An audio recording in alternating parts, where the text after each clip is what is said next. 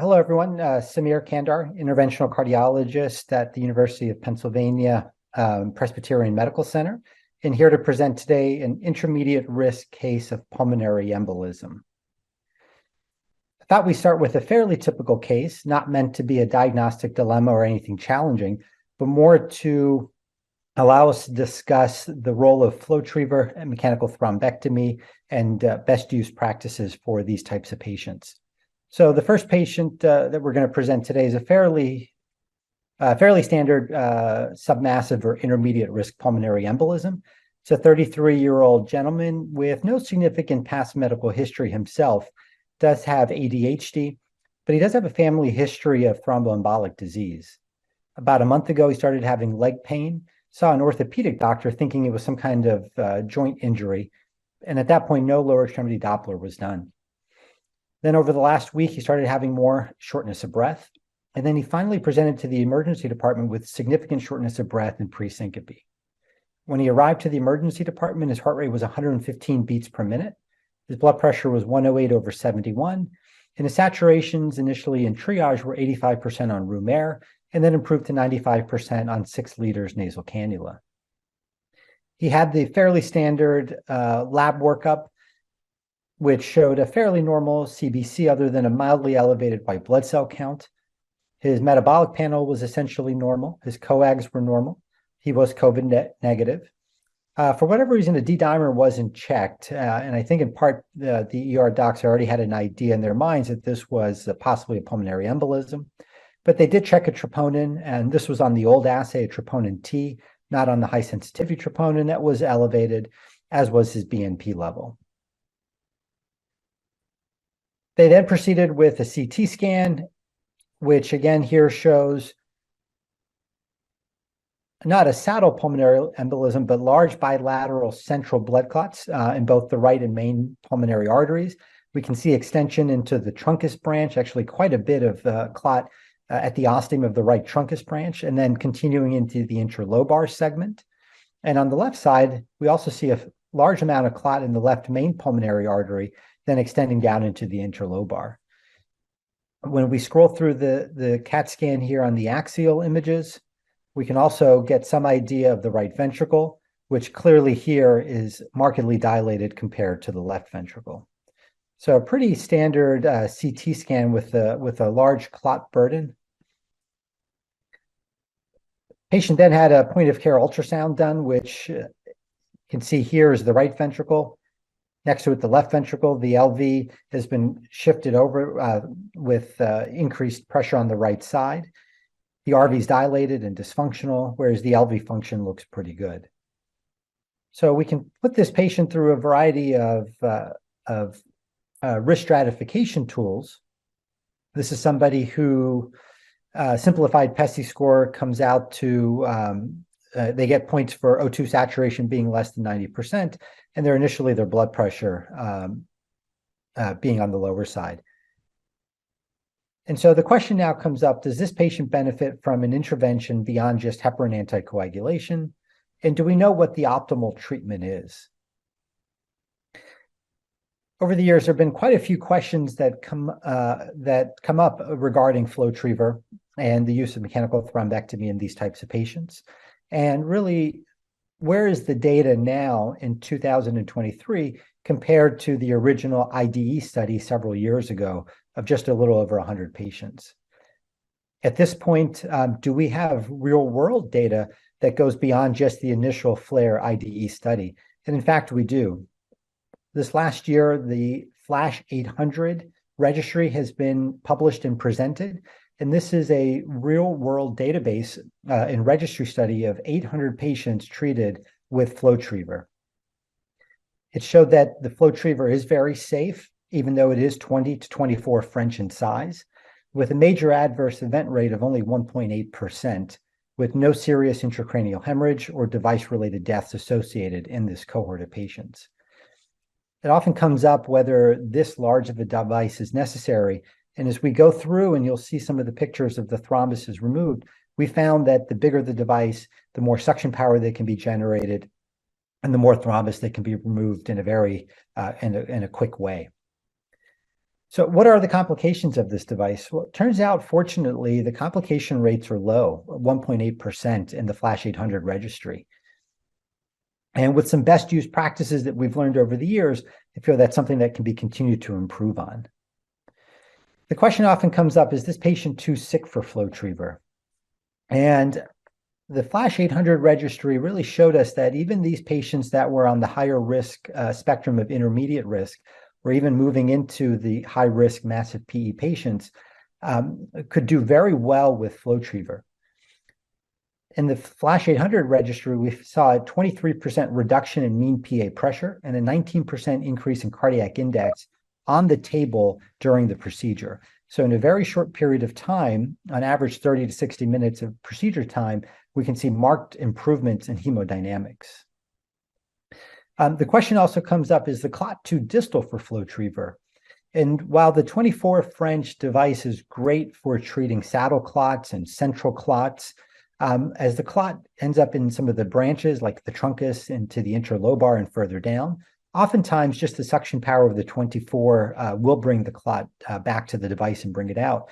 But the nice thing now is that there are a couple of other catheters and devices that can be used to supplement or complement the T24 larger device. This includes the T16, the T20, the T20 curve, and then even a series of discs that can be delivered a little more distal to help bring the clot back and then removed.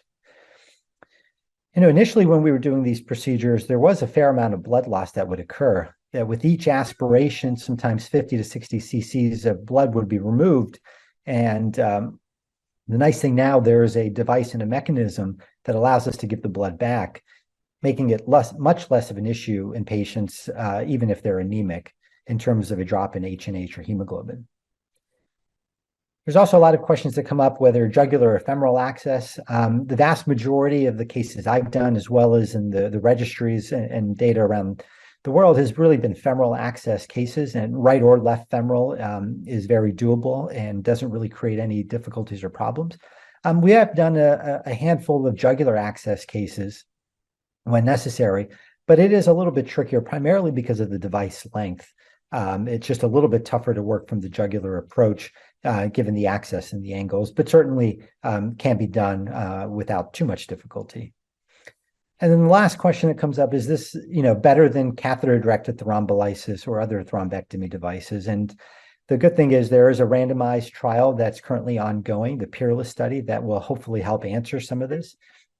And as technology advances and future studies are done, we may have a better idea if one device or technology is better than the other.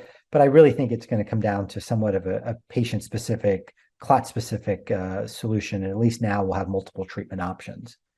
So this patient, we felt, given the clot burden, given the RV size, and given his vital signs and hemodynamics, even on a non-invasive approach, that we thought he was on the higher risk spectrum of intermediate risk, and we offered him to come to the cath lab for a thrombectomy procedure. We always start with the right heart catheterization, and on this case, his initial right atrial pressure was 11. His PA pressure was 59/31. His heart rate in the cath lab was between 115 and 120 beats per minute, and his blood pressure was 108/68. His baseline cardiac output was 4.8, and his index was 2.03. And this is right on the cusp, and we're starting to explore this concept of normotensive shock in PE patients. These are patients that don't meet the specified guideline definition of shock, meaning a blood pressure less than 90, but at the same time have a cardiac index that's not normal. Normal is typically considered greater than 2.2. Now, while 2.03 isn't terrible, it's clearly not a normal cardiac index either. So I'm going to walk you through the steps that I take when treating this type of patient. And hopefully some of these will allow for more greater procedural success, greater clot removal, and lower procedural complications. My first approach is taking a balloon tip catheter and advancing that, in this case, we were in the femoral vein, into the right interlobar vein, right interlobar pulmonary artery. I typically skip the initial right pulmonary angiogram, especially if the CT scan was just done, a couple of hours or even the night before the procedure takes place. I feel that this initial angiogram isn't truly necessary, and we already have the CT to help plan out. The nice thing about starting on the right lung, it's really the anatomy is much more conventional. It's what we're used to seeing in the coronaries or in the peripheral world, where the right main PA then branches into the truncus and then into the interlobar. And we're really working with branches coming off in one dimension, whereas in the left side, it's much more confusing as the pulmonary artery goes around the heart to branches anterior, posterior, superior, and inferior. So what I'll typically do through the balloon tip catheter is just take a small puff of dye, make sure I'm in an adequate sized branch. And also in this case, you can start to appreciate where some of the clot is. And we can see there's quite a bit of thrombus right here in the distal part of the interlobar vessel. Then I'll take an Amplatz super stiff wire, something with just a 1 centimeter floppy tip, and I'll put that into a branch here in the interlobar. And I'll typically start treating with the T24. The idea here being trying to get as much clot out as quickly as possible to at least debulk and improve the hemodynamics. So I'll typically start distal, right in the distal interlobar section, and then as I'm pulling back, treat back into the right main PA. Now that we're able to give the blood back, which I'll show you a video of a little bit later through the FlowTriever device, I'm much more inclined to take an extra pass or two and really try to get as much thrombus out as possible. Oftentimes, the device, as you're bringing it back, you can see here it's in the interlobar, will oftentimes flip up into the truncus itself, allowing you to treat that area as well. After I've done several passes, and once we're not retrieving any more clot, but really just getting blood back, that's when I'll set up for my first angiogram on the right side. And you can see here, after we made a couple of passes in the right lung, we set up for an angiogram. So what I'll do in this case is we'll leave the wire where it was in the interlobar vessel, and right next to it through the T24, I will slide in this case, we use a Berman catheter, which I feel like just gives a little bit better pulmonary angiography pictures, into the right main PA, and we'll set up for an REO projection pulmonary angiogram with digital subtraction angiography. And here we can see there's still quite a bit of thrombus left here in the interlobar, and we can see the truncus is still completely occluded. And so this tells me that despite us taking several passes with the T24, there's still a little bit more work that we have to do here. In this case, rather than trying to take the T24 to distal, I elected to first go ahead and treat into the truncus branch. And what I did here was taking a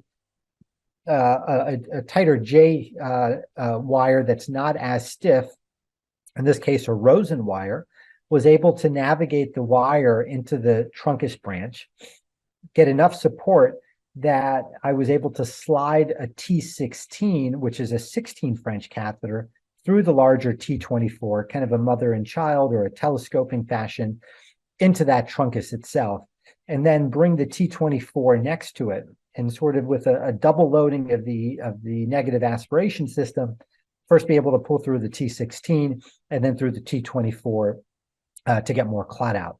And then we did the same thing going down here a little bit more distal to try to improve the perfusion and retrieve some of those clots there. After I'm done with the right side, and in this case, that's when I'll switch over to the left side. The nice thing about going from right to left is that the left, it's very easy to pop over. Usually, if you just bring the T24 back, it'll pop into the left lung. In this case, we slid a Berman catheter, again, through the T24 into the left lung. And in this situation, using an LAO projection, took a digital subtraction angiography image here. And it doesn't project super well, but you can see an extensive clot here in the distal left PA going all the way down into the interlobar section here to the left lower lobe. Then what I'll do is, rather than taking a wire and trying to directly navigate through, I'll use the same balloon tip catheter to try to make sure I'm in the right branch here. This is actually a great example of, we want to be coming down into this interlobar, and here the balloon tip catheter actually ends up in a smaller branch, sort of in that left lingular segment. And so if I put a wire here and tried to aspirate, there's a good chance I'm not going to get much clot out because I'm in the wrong segment. So what I had to do was bring this back, reposition it, re-advance it, and really confirm I'm in the right section of the left lung. Now you can see we actually got the wire all the way down the inner lobar into the left lower lobe. And now we're setting ourselves up for much more success in clot retrieval. On the left side, I've now pretty much uniformly switched over to telescoping the T20 curve through the T24 device. You can see here the T24 sits in the left main PA, and the T20 curve telescope through really allows us to get coaxial with the vessel. And I've found much more procedural success using this rather than going with the T24 around the left lung, primarily because the T24 being straighter tends to, once you get a lot of suction, tends to, I feel, suck on the vessel wall. And as you pull back, you're really just kind of sucking on the vessel wall, not on the clot itself. Whereas the T20 curve, you can really make it coaxial. And by using the T24 on top of it, you can actually control how much or how little curve you want. So if you slide it on top, it'll straighten it out. If you slide it back, that curve will come down into the interlobar. This is a case where we did several aspirations. And now you can see really the thrombus that was removed very nicely here with from both the right and the left lung. We saw an immediate improvement in hemodynamics. The heart rate went from 115 to 95. The blood pressure got better. Oxygen saturations were 100% on 4 liters. We didn't really try weaning it aggressively in the cardiac cath lab, but you can see an improvement nonetheless. The pulmonary artery saturation went up, and the pulmonary artery pressure came down, and the cardiac index went from 2.03 to 3. We actually had a quite dramatic improvement in their cardiac index. And now you can see the final pictures that we took for illustration purposes here that really shows we got the clot out of the truncus and we reestablished flow there. You can see the right middle lobe, inner lobar going into the middle and lower lobes has been reperfused. You see nice blush through here. And in the left lung, we see great perfusion and blush really throughout the lung fields in all 3 sections of the left lung. This device has really been great, the FlowTriever device, and it really allows us to, in some ways, get more aggressive with aspiration and clot retrieval. Early on, we had to balance how many aspirations to take with how much blood and what the baseline hemoglobin was. We oftentimes were giving patients a transfusion ahead of the procedure, whereas now with this device, you can see after each aspiration, what we do is we filter the blood through here, and then the blood that ends up in the syringe here at the bottom can be given back to the patient. There's a filtering mechanism here in the middle that'll capture any clot. And again, between each aspiration, we clean that out. But you can see the blood here, the 30, 40 cc's of blood that would otherwise be wasted can now be returned. And at the end of the case, there's a few ways to close up the 24 French venous site. And I feel as folks are getting more comfortable with large bore access, both on arterial and venous side, the complications and the fear of venous access is getting less. We tend to use a mattress suture, which is basically a variation of a figure of 8. We put these little red rubber to protect the skin, just so there's less breakdown of skin. But we cinch up that subcutaneous space, and that usually will lead to hemostasis. I know there are some folks that are using perclose devices to help bring that venotomy site closer together. And I know Nari also makes a device which negates the need to tie the knots. But nonetheless, I think all of these are effective and really goes to show the safety profile with this device. So hopefully this was helpful in illustrating the full armamentarium of devices, a product line. I don't think it's always as simple as just using the T24, which is kind of the go-to initial device. I think in a lot of cases that is all that you need. But at the same time, these other devices and catheters, the T16, the T20, the T20 curve, can be very helpful in getting to some of the branches, getting a little bit more distal, and really being able to get clot out.